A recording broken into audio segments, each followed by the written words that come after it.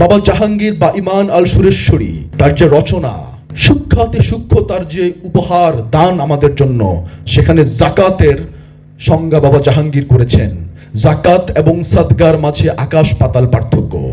খুব সম্ভবত সূরা তওবা 60 নম্বর আয়াত, সূরা তওবার 60 নম্বর আয়াত 60, ওখানে 8 জনকে 8 জনের নাম উল্লেখ করে দেওয়া আছে, তাদেরকে জাকাত দিতে হবে। মানে প্রচলিত ইসলামিক স্কলারদের ভাষায় এই 8 জনকে জাকাত দিতে হবে সূরা তওবার 60 নম্বর আয়াত অনুযায়ী। ওখানে যে 8 জনকে জাকাত দেওয়ার কথা বলা হয়েছে, আপনারা বলছেন কিন্তু রব্বুল আলামিন সেখানে জাকাত শব্দটাই তো ব্যবহার করেন নাই, তা আপনি জাকাত দিবেন কেমনে 8 জনকে? জাকাতের শব্দ ব্যবহার করলেন না 8 জন জাকাত পায়, 8 জনকে তো জাকাতই দিতে বলা হয় নাই, বলছে সাদগা দাও। সাদগা, সাদগা এবং জাকাত যদি এক করে ফেলেন আপনারা, তাহলে ওয়াকিমুস সালাত ওয়া আতু যাকাতার জায়গায় সাদগা বলেন না কেন? আল্লাহ বলল না কেন? বলতে পারতেন না?